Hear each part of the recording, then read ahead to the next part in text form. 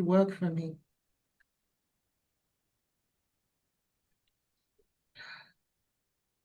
Yeah, it's almost there. It's almost there. Okay.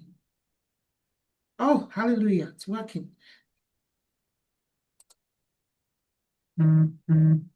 Okay, so let's start letting people in. And then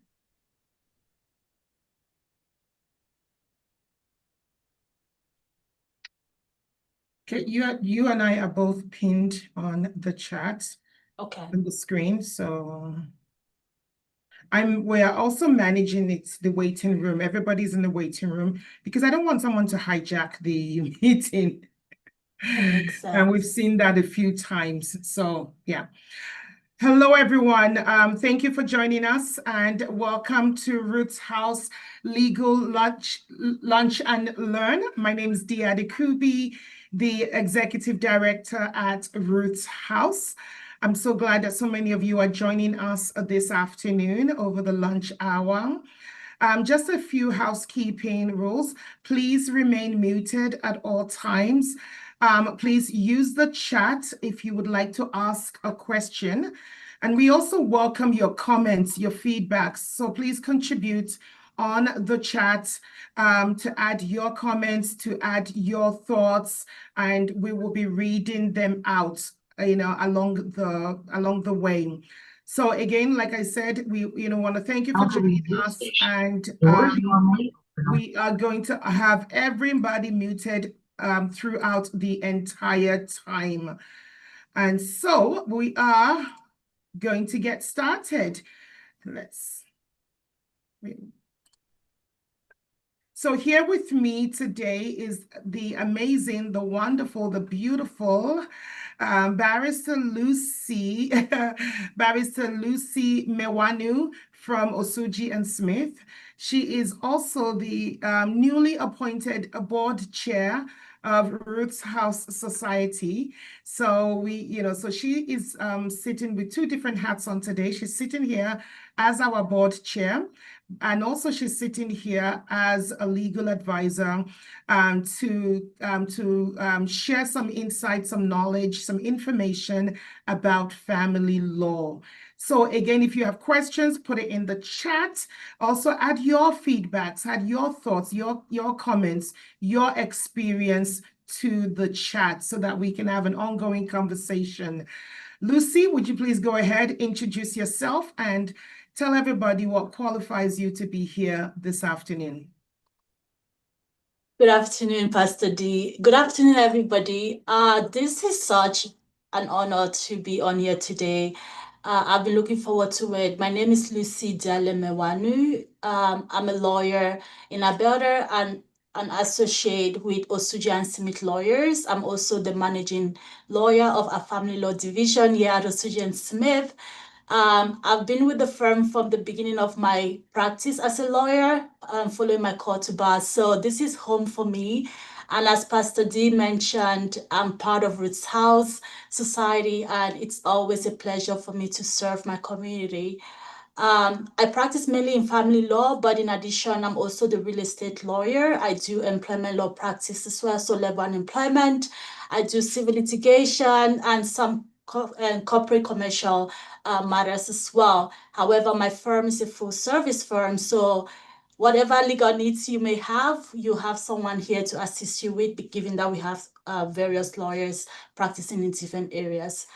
But today, it's all about discussing family law, and I'm really excited because it gives me the adrenaline to talk about it and just to put out more information out there so that anyone experiencing legal battles, or whether they're the plaintiff or the defendant, they can have some guiding information to start or some hints to use in discussing further with a lawyer at the consultation. So this is not advising you on your particular circumstances, but giving you those tips that you can seek further consultation with a lawyer. Wonderful. Thank you so much. So let's get started in this conversation. Again, I want to welcome those who are joining us. There's so many people joining us. Just a reminder, use the chat. Let's hear your thoughts. Let's hear your opinions, your questions in the chat. And please do remain muted at all times. Lucy, what is family law? Now, I'm going to restrict it to the province of Alberta, given that Yes. this is where much of my practice takes place. But family law comprises of issues that relate to mostly intimate relationships. So I would say relationship between two individuals, whether it's opposite sex relationship or same sex relationships, but there has to be some form of intimacy for that relationship to qualify as a family law matter. However, there are instances where say in the case of a protection order where it could extend to cover relationships between siblings or parent-child for the purpose of obtaining an EPO or another protection order. But mainly it's about relationships arising from intimacy. So cohabitation, dating, marriage, which is a big one, or the final phase of it. And then, of course, separation when the relationship breaks down. Family law deals with divorces, of course. It deals with parenting issues, child support issues, spousal support issues. And then we have partner support for those who are not legally married. That's those who don't have a marriage certificate under the civil process, but of course are in a common law relationship, or what we call in law adult interdependent relationship. Family law also deals with property division. We have family property division for those who separated after 2021. But for those who were separated before 2021, we have matrimonial property division, which is the same process, just termed differently. But that is, I'll say, the main aspects of family law. Okay. So what are some of the challenges that that comes across your desk when it comes to family law? What are some, or not challenges, what are the top issues that you handle when it comes to family law? Personally, I would like to mention that the issues that face individuals in our society, they do cut across all social barriers, whether be it age, economic status, literacy levels, background. It doesn't really impact the process or whatever issues come to the lawyers. It's similar as long as there was a relationship and there was a breakdown in that relationship. It falls under family law. So now, based on my experience, I've seen that most people are likely to deal with parenting issues and child support, of course. That's because if most couples who get into a relationship or end up getting married, of course they bear children. So those children become part of the issues that are supposed to be addressed if the parties were to separate, and that relationship has broken down. So we deal with a lot of parenting issues. That is like the everyday aspect of family law practice. Child support accompanies parenting issues because it's for the child. Spousal support flows from a marriage, right? But when the parties are not married, of course, we have to deal with partner support. However, that is not like a majority of the time, given that most couples are individually self-sufficient when it comes to financial resources. So they may likely not bring a claim for support for themselves. Property division only applies if the parties own property. And that includes like real property. So like real estate, a house or something like that, or land issues. Property extends beyond real estate. It includes bank accounts, so savings, RSPs, ROESP for the children falls under family property. And then we also have TFSAs and other investments, vehicles as well, household goods. So the chair, furniture in your house is property that is supposed to be divided. But those are issues that are very circumstantial. So based on if they own those properties, we deal with them. However, parenting and child support are likely to be the main issues in a separation. Parenting and child support. Yes. Okay, so let's go into parenting and child support. What are available to survivors of domestic violence when it comes to parenting and child support? Uh, that question is okay. There's no straightforward answer to that question. I know. Just because the issue of domestic violence flowing from a relationship is not considered in with the intention to grant one person advantage over the other person in terms of a parenting or child support issue. However, let me start with parenting. Now, for the court to determine the appropriate parenting arrangement for a child, we have what we call the best interest of the child principle, right? For those who are not married and don't have a marriage certificate, we rely on the Family Law Act, and that is Provincial Act. So if you were to look at Section 18 of the Family Law Act, you will see a certain number of factors that are listed, including history of care for the child, right? Which party has more stability at this time to provide hands-on care for that child, right?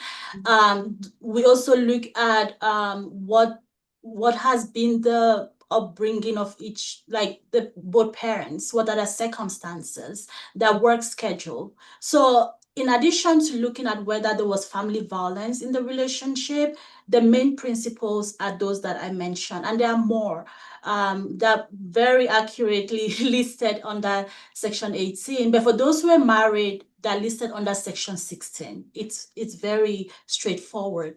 Family violence comes into consideration if, for example, particularly if there was a high level of violence exhibited throughout the relationship and there are police reports or there are instances where the child witnessed those things, right? Parenting is about the child, not the couple or the parents. The parents could have a really bad relationship between themselves, but it will not necessarily impact, or I'll say the extent to which it impacts the parenting arrangement for the children or the child depends on whether that child has witnessed such violent behavior or has been a victim of the violence, right? And those things has to be clear. There has to be clear instances, not just saying that, oh yeah, the child saw me when the father was hitting me, or a 1-year-old child was in the room when the father slapped me. It's very case by case. The court looks at the evidence before it to determine the level of violence that was exhibited, the consistency of it, right? And also the possible impact on the child, meaning that the child actually witnessed those things happen. Physical violence, of course, is more severe compared to verbal abuse. You know, if you're insulting each other all the time, don't let your children see it. That could cause trauma to them. And of course, the court will look at it as well, especially if there's more proof and evidence that it occurs all the time. Another thing that violence could be used or considered for is to determine whether the parents can co-parent on a shared parenting schedule. That is the main impact for me, in my opinion, given that if parties cannot agree on anything and that there's so much conflict between them, there's no way they can make a decision jointly for a child, which means that one person ends up being a primary parent for the purpose of maintaining that stability for the child, while the other parent is not the primary parent. And when it comes to decision making as well, the occurrence of family violence in the relationship will impact the decision-making structure that is put in place for the child. If parties cannot agree, they cannot make decisions together because they're always fighting. Everybody's trying to prove themselves. There's so much ego in place, and the court doesn't want that for the child, right? So the person who gets more parenting time will likely have the ability to make more decisions for the child, meaning that they will be notifying the other person and saying that, hey, we need to change the child's school. However, if there's no agreement, guess who gets to make that decision? The person who has primary care. So if someone is portraying behavior of violence in a relationship and a child is witnessing it, that person's parenting access and contact and even ability to make decisions for their own kid will be impacted by those behaviors. That's amazing. It's good to know that the perpetrator can be given less access to the children because of the choices that they've made to use violence against their spouse. Yeah. And, but it's also interesting to know that, parenting, child custody or decisions about the child, it's not based on the issues of the parent. It's based on, on the child, who is the best, who can best support the child, who can best care for that child. Mm-hmm. A question I have is, how, when it comes to, parents that cannot make joint decisions for the child, can a perpetrator, the person that has used violence, be given, custody of children? Because I've seen cases where the perpetrator, the abuser, quote unquote, we're using that title here, has been awarded custody of the children, in comparison to the victim. Have you experienced that? And why would that, in your opinion, take place? I have seen it happen, not in cases that I've been the lawyer. It's very important to have good representation, legal representation when you're going through a proceeding. And I understand that sometimes financial resources is a restraint in assisting you to obtain or secure proper representation. However, the courts sometimes do not have sufficient time or ability to make decisions that are appropriate or to the extent that we expected. Reason being that the courts rely on materials that are submitted to them in the form of applications and affidavits.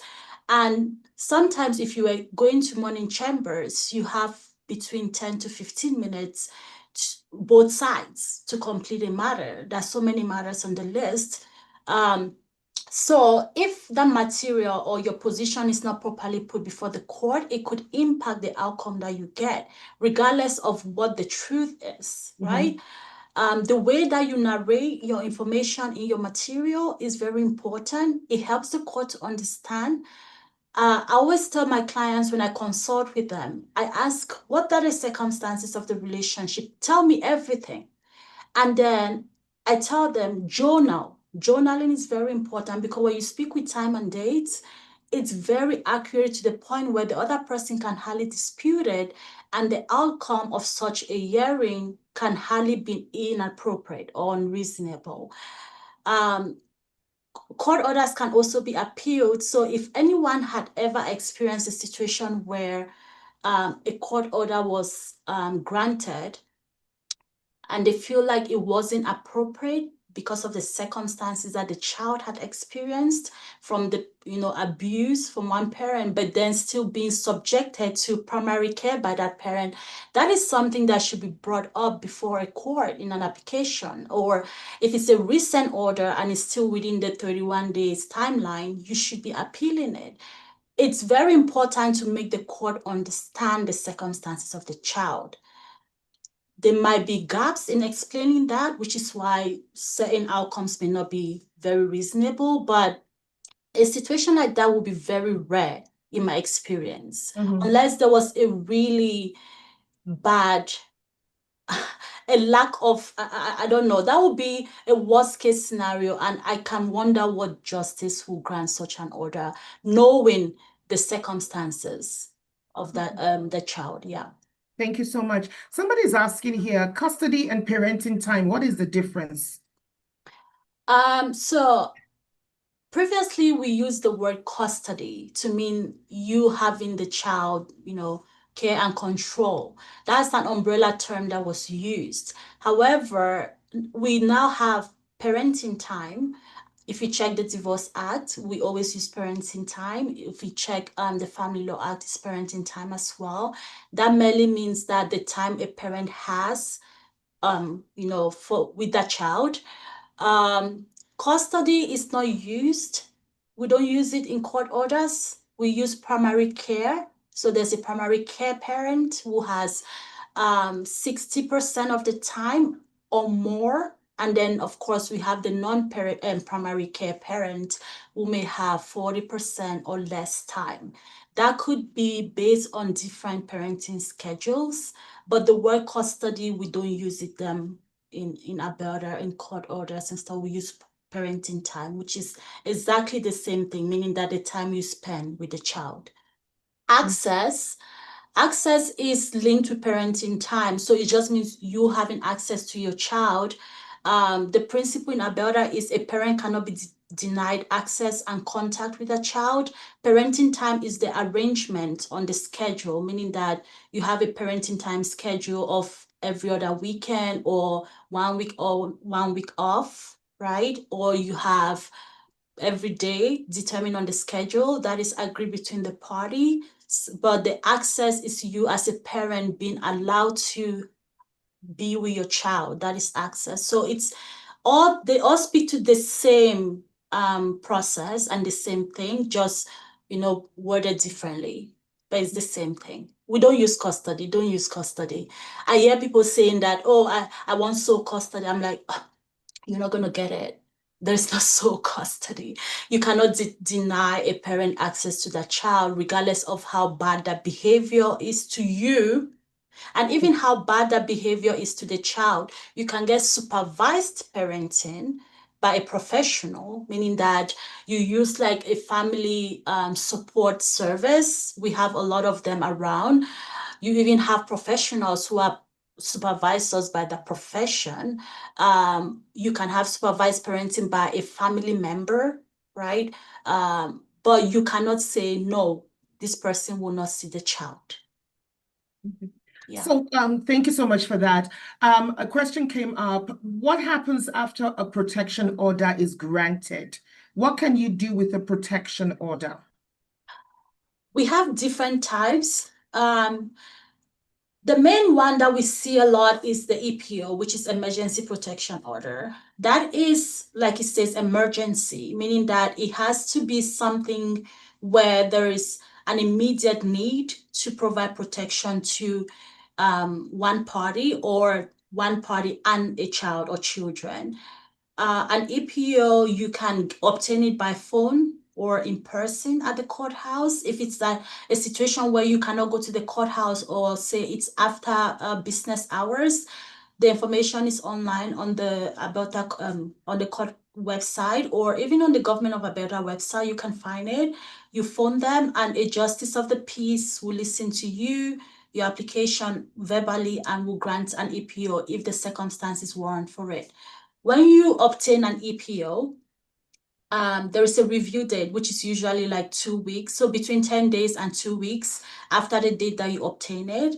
And that EPO needs to be served, not by you, so you don't have to worry about having contact with the person. The police will have to serve a copy of that EPO on the other person who is the perpetrator or the alleged perpetrator of the violence. After it's served, they will become aware of the review date. You will also be aware of the review date. You need to attend court on that date. The other person needs to. At that review date, what the Court of King's Bench is doing is looking at it and saying, oh, okay, tell me more about what happened. Do these circumstances still apply at this time? Is there a need for the EPO to continue? Right? Once it's determined, and also, depending on whether the respondent, the perpetrator, has filed that response affidavit, that will be reviewed as well to either counter what you said at the application because they were not there, right?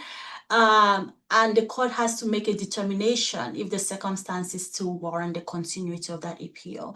If there's a lot of dispute between what the claimant, the person who applied for the EPO, is saying and what the respondent, the person who has the EPO against them, what they're saying, the court will schedule it for a 1-hour hearing. So we have what we call viva voce, means oral hearing for an EPO. So an EPO is not absolute on its own. It's always reviewed. Now, at the review hearing, the court will listen to more evidence from both parties. This is now verbal, oral evidence, to determine, should we continue the EPO, should we revoke it, like cancel it, right? Or should we continue for a shorter period of time? EPOs are likely to be put in place for 1 year, but also the circumstances would determine the duration. If the circumstances are less threatening or have become less threatening, say the perpetrator has maybe moved out of the country or moved out of the province, they're likely or unlikely to immediately harm you. Or if they're in jail, of course, they won't harm you, have access to you. So at that point, the court will be like, okay, instead of 1 year, maybe we'll consider 6 months, right? Or if the court now hears from you and you say, no, it was a one-time thing, the court will be like, okay, this is not likely to happen again. So instead of 1 year, let's consider 6 months or 3 months. The decision will all be based on what materials the court has. When a protection order is confirmed for 1 year, it will run its course, or for whatever time that is put in place, it will run its course. Once it expires, you don't renew EPOs. But one thing is, if the violence situation is continuing and you feel like you're really in danger of this person, you can attend to the court in a new application and request for the court to convert it to a Court of King's Bench order. That is a stronger one. It's something that will provide you, it's not emergency anymore, but it's continuing. But you have to convince the court that the circumstances of the violence or leading to you getting that EPO in the first place are ongoing, and you need ongoing protection from this person, or your child needs protection from that person. Children can be listed on EPOs and any other protection orders. If you did not experience the violence, but your child did, you can obtain the EPO on behalf of your child, and your child will be the one protected. However, you will be vicariously protected, because if your child is young and the child is in your care, of course, that protection order will cover you both. Okay, wonderful. I have a question here. If one parent keeps breaking the parenting order and just and is making excuses that will not allow the other parent to see the child, what are the penalties? What can be done? Okay. So, Pastor D, before we go to that question, one thing I wanted to highlight for protection orders is when protection orders are granted, they're granted under family law, and we have the statutory provision. It's called the Protection Against Family Violence Act. Yes. It's not under the Family Law Act. However, even though it's family law order and doesn't impact your criminal profile in Canada, if you breach it, it becomes a criminal matter. So that is where people start getting impacted, like their jobs, their status, immigration status, and a lot more trouble. You go to jail even. So everyone has to be mindful that, okay, if I get a protection order against me, if a protection order is obtained against me, or it won't affect me in any way. No, if you breach it, it's going to turn into a criminal matter. And at that point, well, you'll be facing way more consequences compared to what you had faced at the beginning. So it's very good to comply with the terms of a protection order, because it could impact you in very bad ways, in a way you cannot even repair it. Now, back to the question of not complying with the parenting order. I would suggest that everybody who obtains an order, whether you're the one who obtained it or it's obtained against you, you have to comply with it. It's an order. It's binding. It's enforceable, right? If someone obtains a parenting order and there is a parenting structure which is directed in that order, or some form of decision-making structure, right? And timelines are usually included. Most of the parenting orders that I prepare, you think is a book, just because we need to touch all the minor issues. Is very important. Comply with it. If they are not complying, then you have to enforce it. But then it depends on what aspects of the court order they're not complying with. Is it that they are not complying with the parenting schedule that was provided for them? If they were supposed to have parenting time every weekend and they're like, well, I really don't care, I don't want to see the child anyway, or the children, can you force them to see the children? That's a question you can ask yourself. The court can grant you an order directing or assigning or allotting time, but they cannot really make a parent see the child if they don't want to. However, they can help a parent see a child if the parent is asking. But what if the parent that has the children refuses, not even refuses, just makes up different excuses for the other parent not to be able to see the children? And one reason could be to punish that other parent. Okay. So they have the other parent has parenting time, let's say every weekend. And then the parent with the child that has custody of the children, not Is custody, the one that have stopping it. that has the children at the moment, keeps them occupied activities so that Yes. that parent doesn't get to see the children at with on as scheduled. Yes. What Yeah. can that parent do to see their children? Can they go to court and say, my ex is not letting me see my children as scheduled? But what can they do? In a case like that, the first thing I'll suggest someone does is to journal the times when your parenting time was supposed to occur and it did not, what the reason was. That's the reason the other parent gave for you not being able to exercise your parenting time. If this goes on for 2 months, 3 months, then there's a pattern of behavior. If it's a one-time thing or a two-time thing, 2 times thing, then they can excuse it and say, oh no, those are things beyond my control. But if it happens constantly, the court can look through it and say, oh no, this is happening more than usual. It's not coincidence anymore. You're intentionally preventing that person. At that point, you have evidence to bring an application for the court to review the existing parenting order and to even include a police enforcement clause in it. We have a clause called police enforcement clause, and that is in worst case scenarios where one parent is constantly and intentionally preventing the other person from seeing the child or exercising the parenting time. But for you to have a police enforcement clause, of course, you have to get a court order first. If the order is not complied with, you go back to the court and say, no, this has happened so many times. I cannot say it's a mistake. The children cannot always have an extracurricular activity during my parenting time. Even if they do, let me take them to the activity. I can do it. They cannot always be sick only on my parenting time. Okay. Thank you. Right? So those are things that the court will look at and say, oh, it makes sense. And this has happened 4 times, 5 times. No, there's a pattern here. And this could be intentional. So the police enforcement clause will state that if it's your parenting time, you go to the pickup or drop off area and the other person is not there, you call the 311 police and they take to the child. Okay. Yeah, it's heartbreaking to do that, which is why people should be complying with court orders, because if a police officer has to drag your child from your home into another parent's car, guess who is suffering? The child is suffering. Thank you so much. Question here. Can a parent relocate without the consent of the other parent? No, they shouldn't do it. If you have a court order, if you you know, if you have a parenting order, that is even a situation where they shouldn't ever move without a child. The Divorce Act deals with this so accurately, and this was put in place or incorporated into the Divorce Act, I believe, after 2021 when we had the amendment. It's under Section 16 as well. Section 16 is broad because it deals with all the relief issues that flows from a relationship.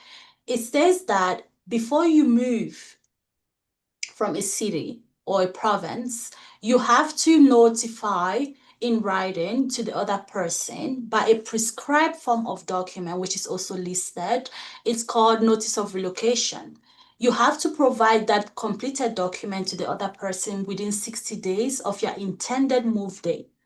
So if you're moving in, September, your 60 days has passed. You should have done that already. Once you provide that document to the the other parent has 30 days to respond as to whether they agree or they object. If they do object to it, they have to provide what is called the objection notice, of course. and there's a prescribed form of document as well. If they object, you shouldn't go anywhere. You should go to the courthouse, get a court order by application or notice. If you're moving with a child, there is no ex parte application, meaning that the court will not give you a court order without notice to the other parent. It has to be on notice, meaning that you file your application, your affidavit. Like every application process, you serve it. The other person will have opportunity to file the documents in the form of an affidavit as well, stating why they are not agreeing to you moving with the child. And the court will look at it, hear the matter, and say, okay, is this move appropriate for the child or not? Okay. If the person proceeds to move, even though the other parent has objected and done exactly what they were supposed to do in that objection process, that is a big problem because you can go to jail for that. You can get arrested. What they will be doing is they'll be contacting the police here in Alberta and letting them know this is a court order that we have. This person moved with our child or children without letting me know. So we need to enforce it. And the police will contact the police of wherever you went to. And that will be a big matter.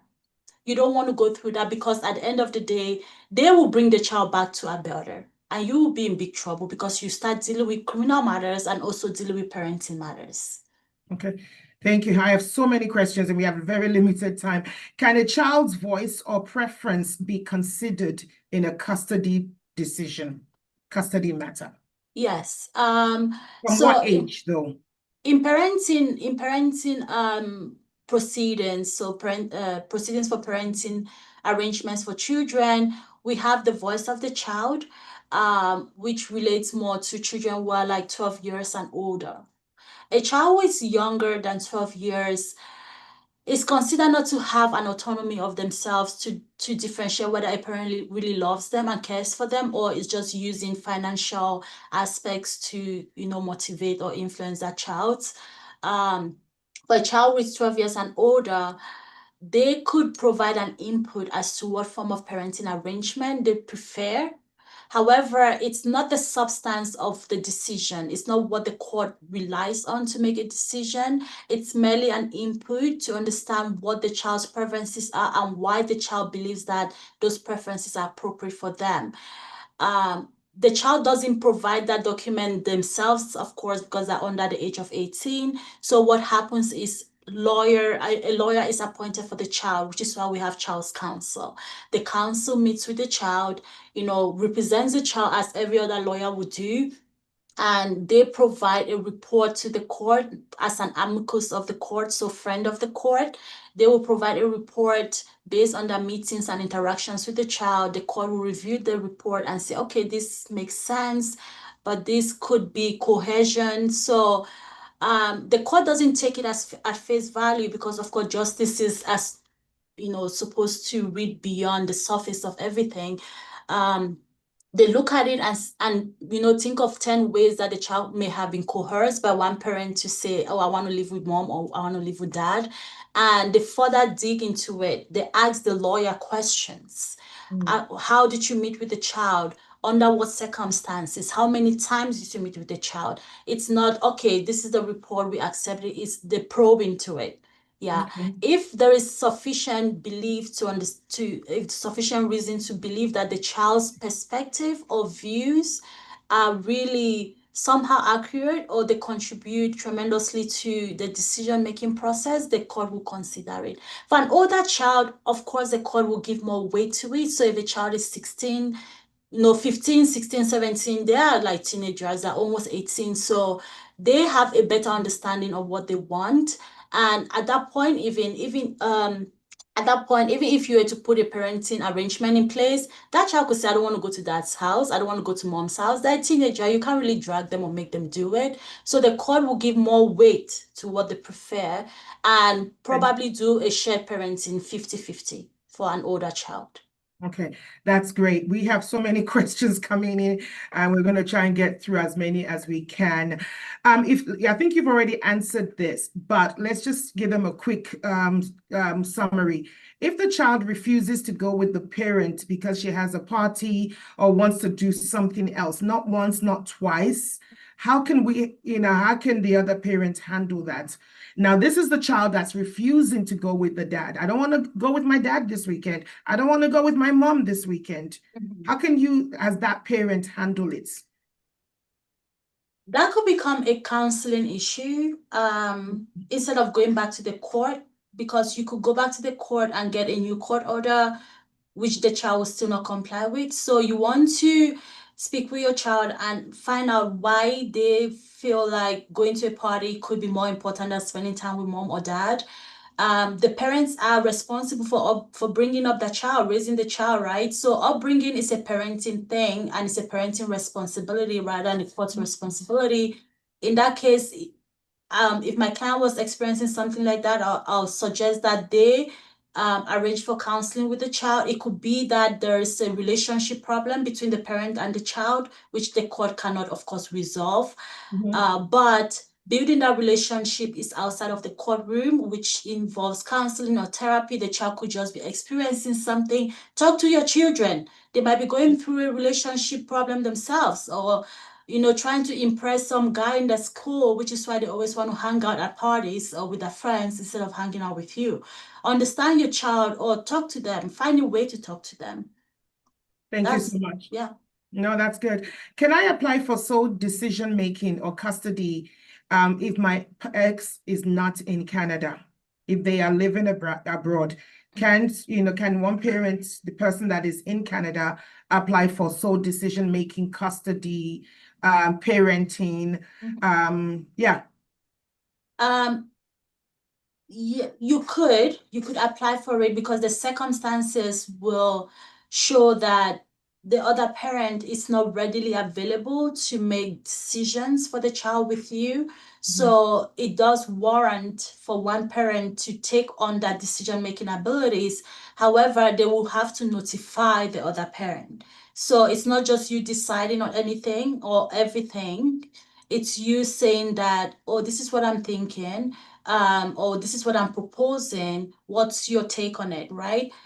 Give the other parent a timeline, say maybe 2 weeks, if it's not an urgent decision to be made. And if they come back and say, okay, I think we should consider it, it's a discussion between both parents. But the decision will lie with the parent who has primary care. So primary care, not sole custody, primary care. Primary care. Yes. The other parent could have, say, telephone or video time, which is access, because they cannot be physically present to exercise parenting time. So they'll have that form of access with the child. And you guys could also arrange for holiday time where the children could travel outside of Canada to spend time with the other parent, or the other parent could come to Canada to visit. We've done that so many times with parents. One is in Germany, one is here, or one is in Nigeria, the other one is here, Ethiopia, all over the world. But if you want sole custody, you will not get it. You fight hard for it, because the other person will also be fighting and says, I'm not there, yes, but I could have some form of access. So sole custody is not the goal. I wouldn't suggest that people keep using sole custody. It shows an intention to deprive the other person of access other parenting rights. And that is not a good portrayal to the court. If you want primary care, you get primary care because of the person being absent of us in Canada. Decision making will likely lie with you. However, you'll be required to notify the other parent when you're making those decisions. And also, decisions could be linked to financial contributions. For example, schooling. If a child is going to school, the tuition and expenses are considered as Section 7 expenses for that child, meaning that if both parents are contributing to the child's expenses, both parents will likely have an input into those decisions for the child. If a parent is expected to pay for a child's school, the other parent cannot make sole decision about what school the child goes to. Wow. Okay, that's yeah. Okay, so let's go on to child support. What is the difference between child support and spousal support? Child support is for the child. Spousal support is for a spouse. A spouse is a person who was in a marriage. But then for the other side of spousal support, we have partner support for those who are not married. So common law relationships in layman terms, or what we call adult interdependent relationship. Child support it's an umbrella term. It has two aspects of it. We have the maintenance part of it, which is calculated solely on income. So your annual income. The person who has more time with the child, if they're a primary parent, they will be the one to receive support from the other parent. If it's shared parenting, meaning that both parents have 50% parenting time with the child, both parents will pay each other interchangeably for child support. How does that work? Sorry. I give you So, money and then you give it back to me? so for a primary, say, Pastor D, if you had primary care of a child, the other parent will pay you based on the income. So if they're earning 100,000 a year, that income is used to calculate the child support amount. And we have software or tables for that. You can even do it online. It will give you the amount that is payable per month. Child support is not tax deductible, so don't think that you get it back. It's based on gross income, not net income. So it's not your take-home money, it's what you earn on your T4. If both parents have shared parenting structure, at that point, not one person is paying, but both people are paying. We enter the parenting structure, we enter the both incomes of the parties. It will give you what husband is paying to wife and what wife is paying to husband, because both parents have equal parenting time with the child. So one person is not spending way more time, right, with the child. The second aspect of child support is what we call expenses. That difference for maintenance. Even when you register with MEP, the Maintenance Enforcement Agency, you see how it's distinguished. Expenses and maintenance. Expenses relates to like childcare, so daycare, all of those things. We have tuition, we have medical, dental, we have extracurricular activities. So if your child is doing soccer or playing soccer, all of those things are considered under expenses for the child, and they're paid separately from the maintenance amount. Now, whether or not there is primary care or shared parenting, both parents contribute to the expenses of the child under Section 7 expense. We enter it, we see the percentages of both parents. If a father is paying 50%, 70%, the mother will pay the remainder to round up the 100%.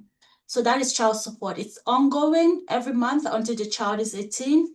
A child could still be eligible for child support after the age of 18, even as an adult, just because if they are going to a post-secondary school or undertake post-secondary education, that dependency continues after the age of 18 until they graduate from college or university.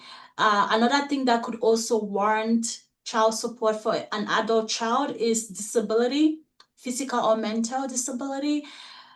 Could also influence whether or not that child gets support after the age of 18. That's awesome. Thank you so much. Question here is, what is it? So I just missed that question. Can you self-represent yourself to vary an order? Yeah, you can self-represent in any court process or proceeding. The suggestion that we always give is for you not to do it, just because if you are not sophisticated enough to properly put for your case before the court, it could really impact the outcome that you get. It could also impact the timeline within which you get an outcome. The other person, if they are represented, the lawyer could frustrate your case so bad to the point where you are drained financially and time-wise. So having representation is always the priority. However, you can always self-represent. If you are representing yourself, you are self-represented litigant, and you go through the entire process on your own. However, we have resources at the courthouse like the resolution services that could assist you with document prep, also assist you with scheduling court appearances. So that's the additional help that you could get. We have the Calgary Legal Guardians. I do volunteer with the Calgary Legal Guardians as a lawyer. They can provide you up to 1 hour of telephone access advice or in-person advice as many times as you want it. I have people who go to court every time before they go to court, they schedule an appointment. After they come back from court, they schedule another appointment. I mean, it's government money, so you can, max it out. But those are extra resources that you could get. You have pro bono belters and other institutions that provide assistance, but it doesn't replace representation because those institutions are not going to the courtroom with you. They're merely guiding you in terms of paperwork. At the end of the day, you have to do all the work yourself. You have to miss work to attend court or deal with correspondence from an opposing counsel if the other person is represented. So it's never a priority for me. I won't suggest it, but some people don't have the resources to afford a lawyer, and that's okay. Well, there's legal aid. If you do qualify for legal aid, that's something to consider. Yeah, and that's my next question. Can you speak to legal aid? How does one qualify for legal aid? I'm not familiar with the process of assessment just because you have to be a legal aid worker to know. The lawyers are not familiar with that, but we have lawyers who are registered with legal aid on the roster. And one of those lawyers, I've been with legal aid since I was a student.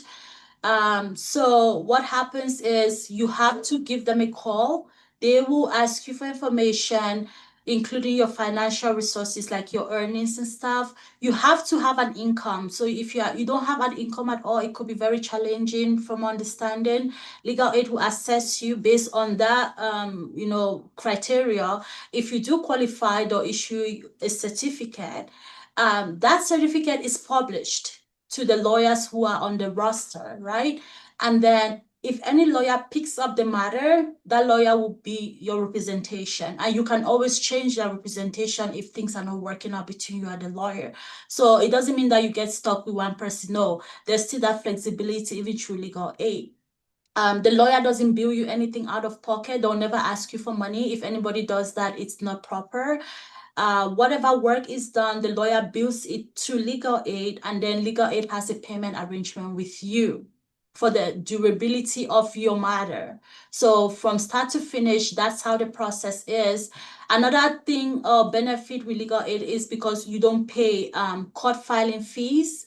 Your legal aid certificate is submitted with your documents. Every time we have to file a document on your matter, that notifies the court clerk that you are a legal aid client and you are not, you're exempt from court filing fees. So that will save you a lot of money, hundreds of dollars as well. Thank you so much. I think we've spoken to, do I justify expenses to the other parent if I am getting child support? I think the answer was yes, right? Yes, you have to, if you're receiving child support, that is for maintenance, but both parties are contributing to the expenses for the child. So you have a percentage that you're paying. If you incur an expense that the other person is supposed to contribute to, you are supposed to send the receipt to them. Usually there's a timeline within a court order for you to do that. We usually put like 7 days for you to provide that receipt to them, and they have about 30 days or 2 weeks to pay you the share of the receipt. So if it's $1,000 and you are responsible for 20%, but they are responsible for 80%, they will have to reimburse you 80% of that cost. However, with shared expenses comes shared decision making. So you're not just going out there and putting your child in Kumon that costs thousands of dollars without asking the other person's input, because they will have to pay 80% of it. So that's where the decision making and child support interact. Okay, so basically what you're saying is that even if you have, as long as there's shared parenting, anything regarding the child must be joint decision making. So shared parenting is what we call 50-50. As Okay. long as both parents have parenting time. Okay. Yeah, so shared parenting is a form of parenting time, but yeah. So if they have parenting time with the children, you cannot make any decisions regarding the child without consulting that other partner. It's likely to be like that in the court order. In a court order. So what happens, what are the different forms of communication for two parties that cannot, maturely, I want to use the word maturely, make decisions? They can't agree. on, Mm-hmm. okay, I want the child to go to Kumon. I don't want the child to go to Kumon. Yeah. How can we make, parents make the right decisions for a child if they have to consider each other's opinions? Now, court orders usually prescribe how decisions are made, particularly if both parents have equal decision-making abilities. So it will say that the person suggesting the decision will provide it in writing to this person, 14 days, and then the other person will have 7 days to respond. If they don't agree, then they will seek the assistance of a parenting coordinator or a mediator, or the party who is looking to make that decision can go back to the court to say, hey, this is the decision I'm proposing for the child. I believe it's appropriate because it was either prescribed by the teacher or prescribed by the doctor. However, the other parent is not agreeing to it for reasons best known to them, that being unreasonable is in the child's best interest and all of that. The court will look at it and determine whether it's appropriate for the child. If it's a yes, then the court will order it, and both people will pay for it. Divorce. We want to talk about divorce, divorce and Yes. property shares. Yeah. I have a question here. I paid the down payment into the house. Can I get my down payment back before the profits are shared? It depends. Down payment could be an exemption from property division, but it's also based on the circumstances. If the parties cohabited in a relationship before they got married, it means that the cohabitation period is also factored into property division. It's not just the time when you were married. Um, Now, the source of that money, we look at it, it's called tracing. We trace where the source of the money is. If it was money that came from you saving up during the time when you were living with the other person, even though you're not married, that is still family money because it was built during the relationship time. So it's not going to be exempt. But if you guys never dated or cohabited before you got married, meaning that there was no relationship of dependency before marriage, and you brought your money into the marriage from your own source, it's yours. Yes, you can take it out. Another aspect of down payment tracing is sometimes people date for a while and they live together in a particular house. They sell the house, they use one person owned it, but they use the money from the house to buy a new house together. And the person is like, oh, that house, the previous house was mine, so I want my money back. No, you guys lived in the house together. So it's anything that came from there continues into the relationship. It's more about the circumstances. It's not an outright yes, but where the money is fully yours and cannot be attached to the other person in any way, of course, you can get your down payment back before the balance of it is distributed between both parties. And that will be known to the lawyer. The lawyer will know exactly what to do in terms of tracing and calculating the exemptions. So the second part of that question is, how can I protect my finances and property during a separation or divorce? I would say at a separation, it's already too late. Protection in any sense, whether it be car insurance, home insurance, or whatever, it's always before the fact. Meaning that protection should be something you're doing before you get into that relationship, before you get into that marriage. There was a session that I did previously about, prenups and cohabitation agreements. Those are precautionary steps. That's where the protection lies. Protection at separation is too late. You have already gone through the relationship. So there's unlikely anything for you to protect at that point because most of it will be subject to division between both parties, particularly if you had a long-term relationship and marriage. There are people who dated and lived together for 17 years, but were only married for 3 years. Sometimes they come to us and say, oh, we're only married for 3 years. I was like, did you live together before? Did you date before? They're like, oh yeah, we dated for we lived together for 17 years. I was like, well, from the day one, it's going to be considered. So protection is before you start the relationship, before you start the journey. Protection can hardly come after separation. However, when we're dividing property at separation, it's not, oh, you were married, you take half, you take half. No, we go by every item. Every account, every property item is looked at. There's a property chart to determine when it was purchased, when the value that you had in that property before you met the person and you guys started living together, the value of it now. There's a lot of work that goes into property division. It's not a straightforward matter. And anybody expecting that they're getting married to somebody just because they're going to take 50% of that person's property, no, it's not like you see in the movies.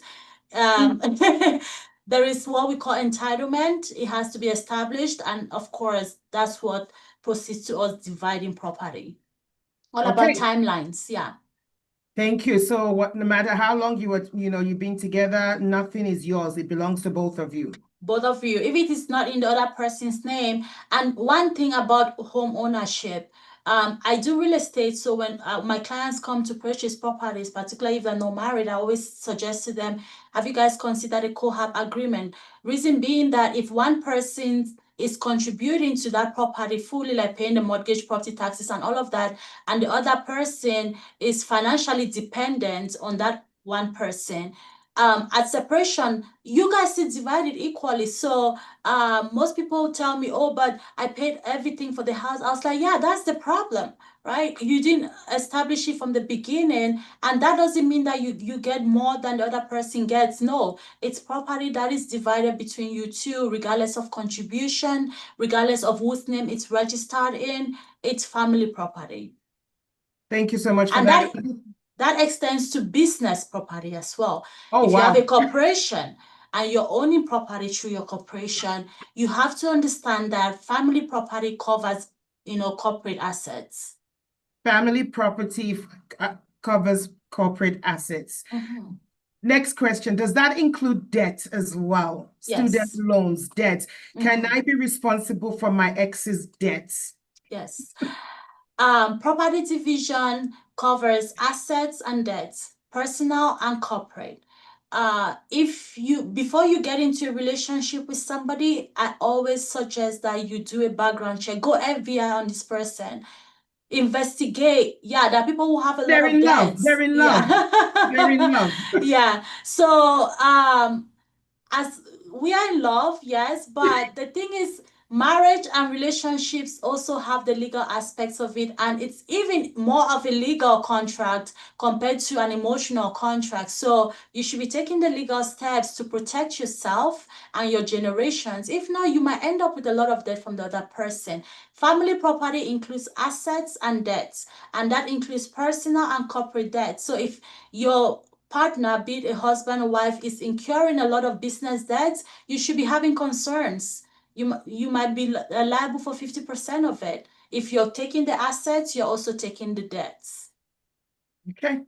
That's wonderful. Oh my God, there's so many questions. We don't have a lot of time. We will be bringing Lucy back, our family law expert. And also, Lucy, can you just share how people can get in touch with you? So I do work with Osuji and Simi lawyers. I'm an associate and managing lawyer of a family law division.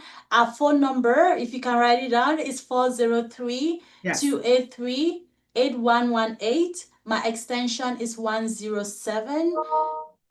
If you cannot reach me, phone our front desk and ask for my email or ask to schedule a consultation with me.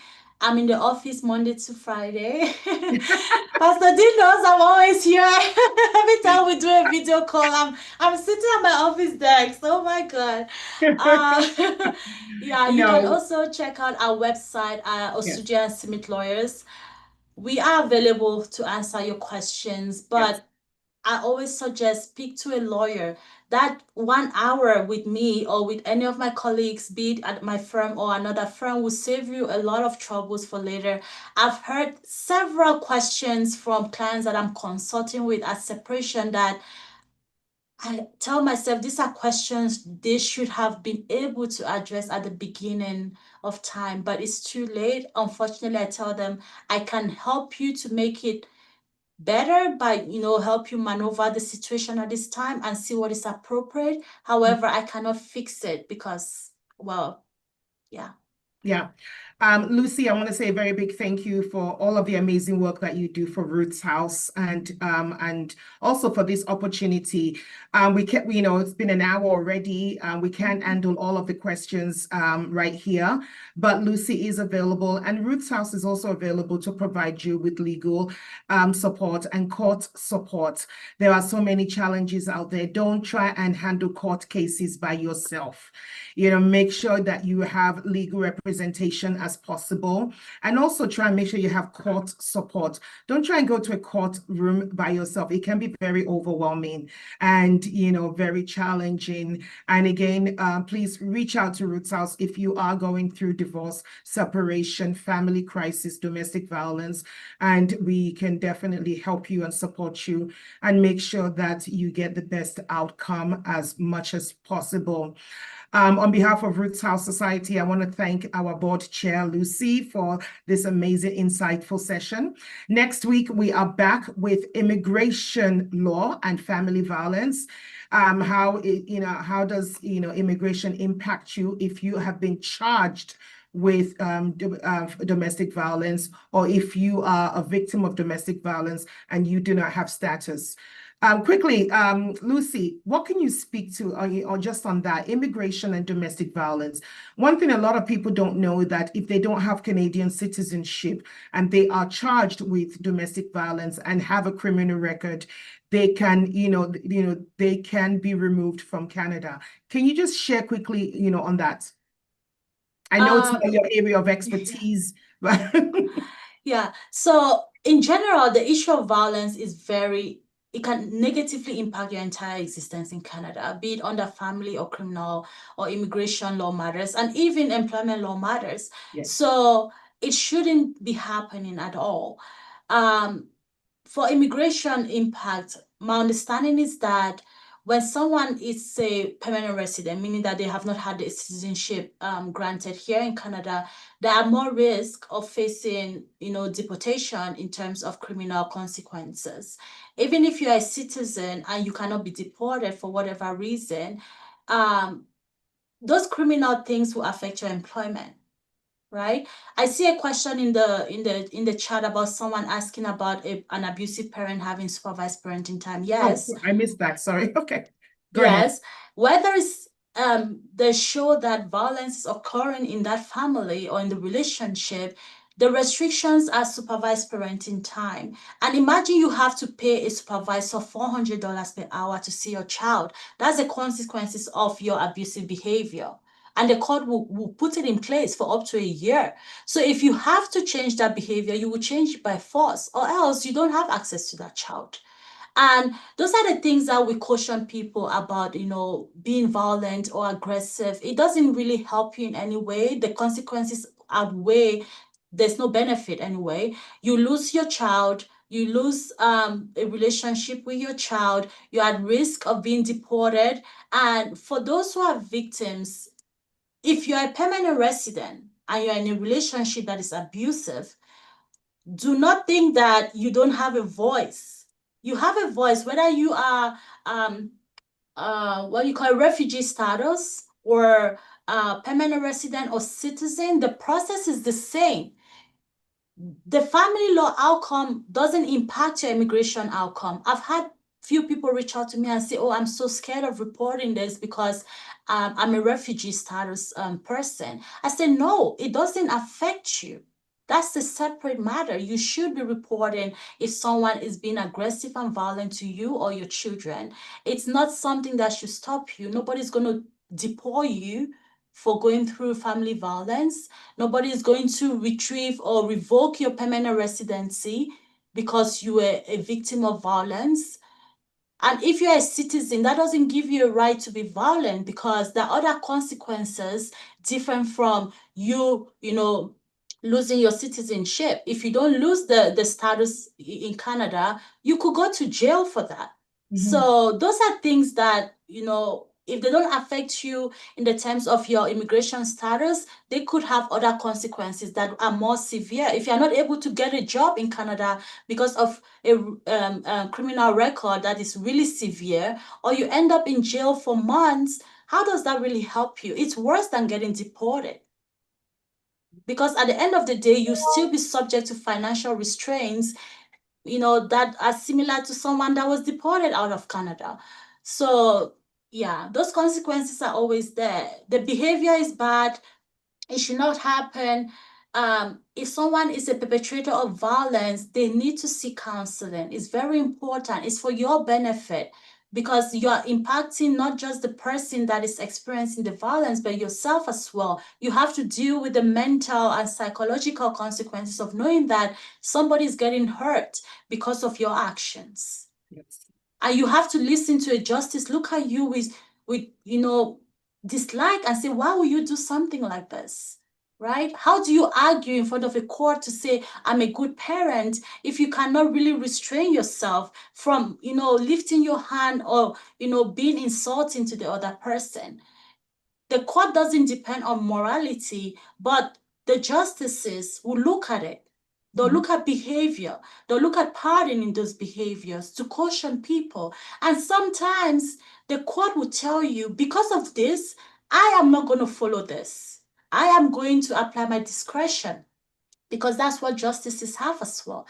The justices have discretion. They have the ability to apply that discretion in a given matter, like to deviate from exactly what the law prescribes and to say, no, the circumstances are so bad, I should not be doing exactly what the law asks me to do. Which is why if you appeal an order and say, oh, the justice was biased based on the principles of the law, the Court of Appeal is not looking at the legal principles only, they're looking at the facts, right? We have grounds of appeal. So there is no one who has leverage in the courtroom. It's based on the circumstances. It's about the child. It's always about the child. Thank you so much. I think one of the things we mustn't forget that there is no place for abuse in a home. There is no place for family violence. There is no place for any form of violence against another human being. Everybody does have the ability to restrain themselves, and there's no, walk away, run, run, run, run, run. If somebody will not, it's nagging you, somebody is pressuring you, pushing you, run, get out of there.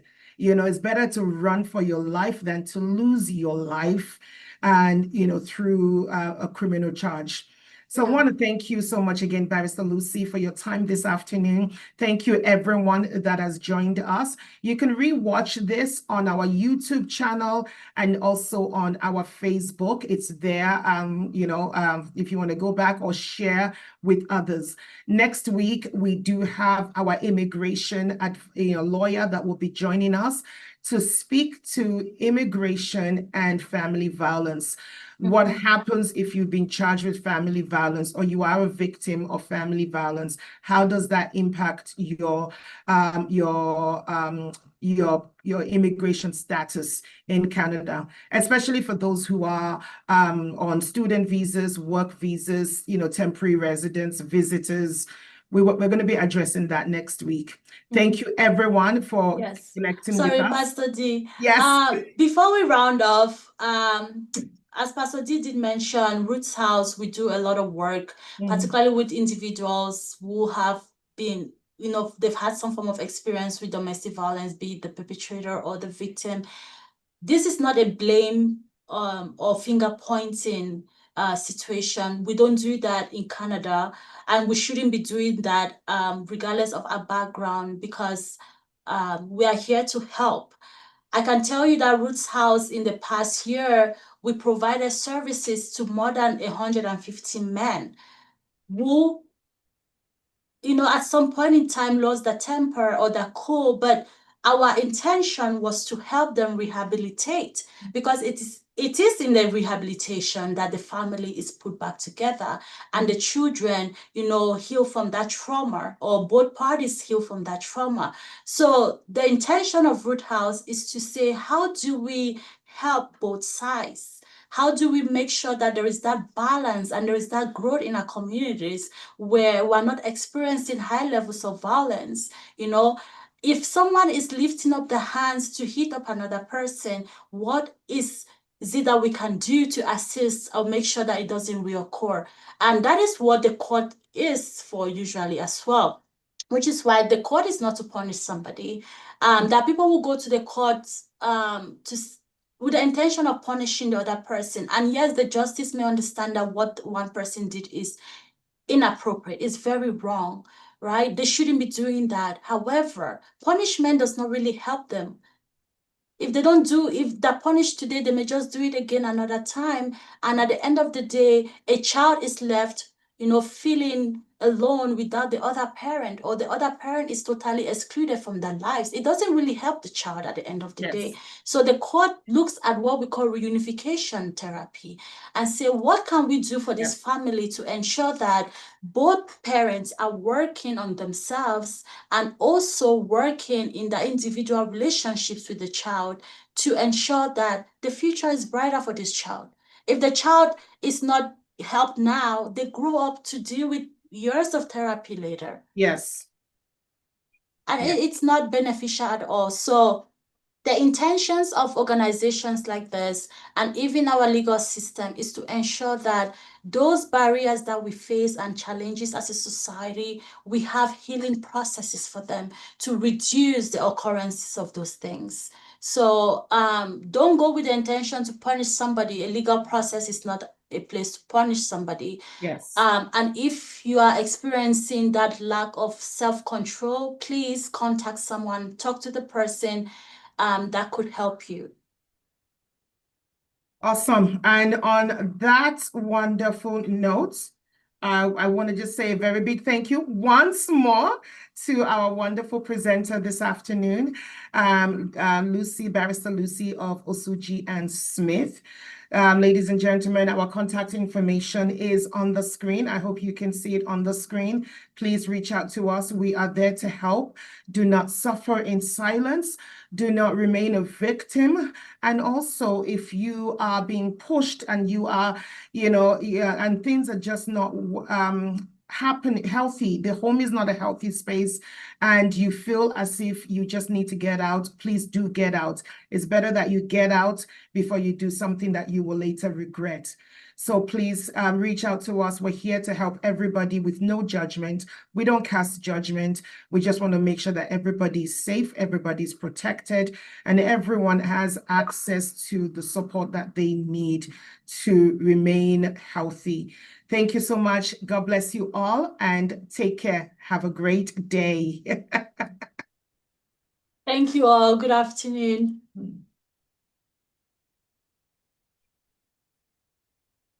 So just remain there for me.